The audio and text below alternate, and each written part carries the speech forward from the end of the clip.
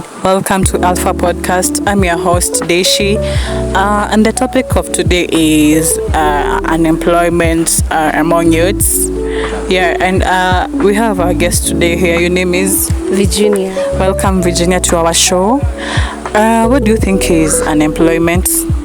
Like unemployment basically is like lack of job opportunities. Zipatikani, like they're so rare kupata kazi. Yeah, it's like people wako na ability ya kufanya kazi but now they can't find work. Okay, vitu zenye zinakosa unemployment ni kama gani kwako? Zenye zinaweza kosa unemployment, like people are so many, like high population, in increase lack of employment. Since maybe you're going to look for a work, maybe you have a degree in medicine, then when in the field of medicine like hospital, upate like people are so many, so they don't need any more employees. So exactly. Inachangia sana kukosa kazi. Hapo ndio unapatanga mtu alifanya masters, PhD in a certain course but ako kwa mjengo anauza mayai. That is what we call unemployment.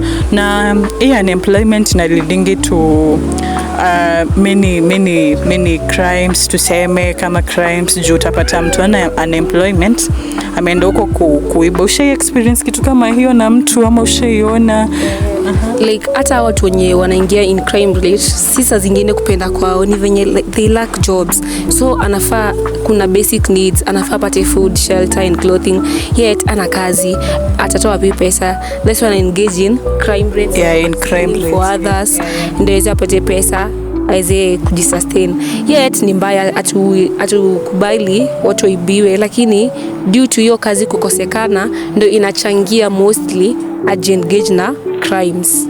Mmesikia kutoka our guest today, and hiyo swali next ni tunaweza maliza aje hizi unemployment as youths?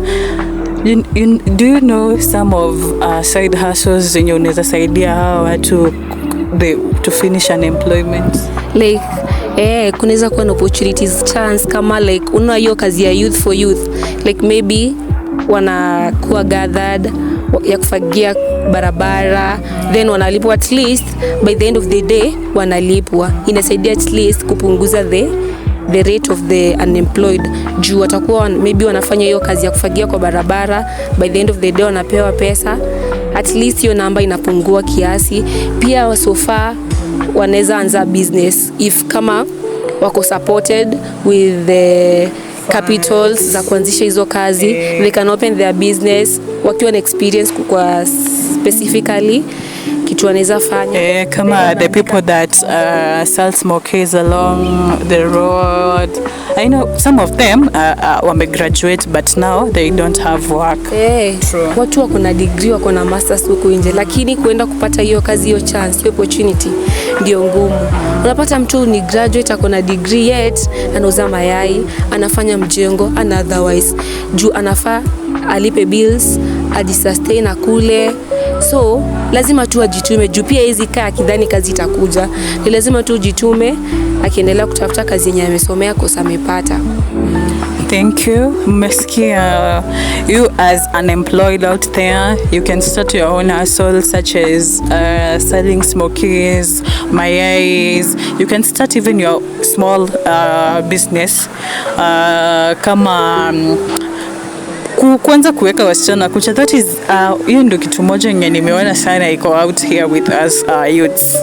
It's very common. Okay, you've heard from our guest of today. Amewapea more of how to get employed, kujiemploy. Yeah, and that is the end of the show. Yeah, comment, like, share and continue watching the Alpha.